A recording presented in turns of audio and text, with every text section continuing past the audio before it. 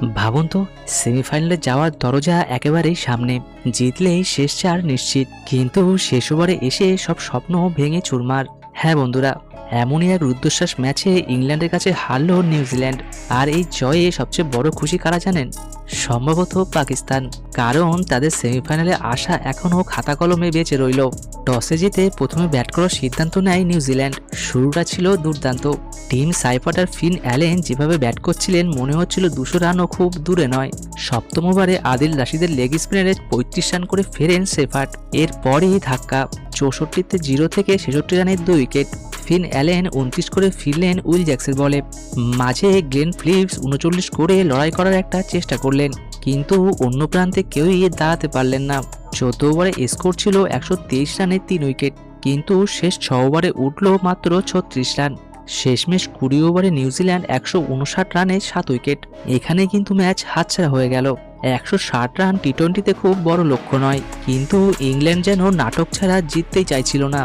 মাত্র 2 রানে 2 উইকেট। চাপে পড়ে যায় ইংল্যান্ড।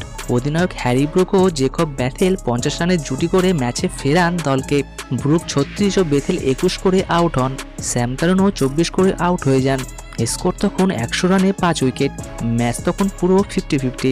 শেষ 12 বলের দরকার 21 রান। টেনশন চরমে। 19তম ওভারে রেহানের ব্যাটে একটি বাউন্ডারি আর লং অফের ওপর দিয়ে ছক্কা, এবং সে ওভার থেকে আসে 16 রান। এখন শেষ ওভারের দরকার মাত্র 5 রান, আর ইংল্যান্ড সেটা তুলে নেয় মাত্র 3 বলেই। ম্যাচের টার্নিং পয়েন্ট হলো নিউজিল্যান্ডের শেষ 6 ওভারে মাত্র 36 রান, এবং ইংল্যান্ডের 19তম ওভারে 16 রান।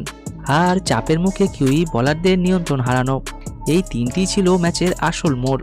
ইংল্যান্ড তো আগেই সেমিফাইনালে নিশ্চিত ছিল, কিন্তু এই জয়ে পাকিস্তানের আশা এখনও টিকে রইল। নিউজিল্যান্ডের জন্য দরজা এখন পুরোপুরি বন্ধ নয়, কিন্তু ভাগ্য এখন আর তাদের হাতে নেই। আপনার মতে নিউজিল্যান্ড কোথায় ভুল করলো? শেষ 6 ওভারের ব্যাটিং নাকি ডেথ ওভারের বোলিং? কমেন্টে জানাতে ভুলবেন না আপনার মতামত। ভিডিওটি ভালো লাগলে অবশ্যই লাইক ও শেয়ার করুন, এবং চ্যানেলটি সাবস্ক্রাইব করতে ভুলবেন না।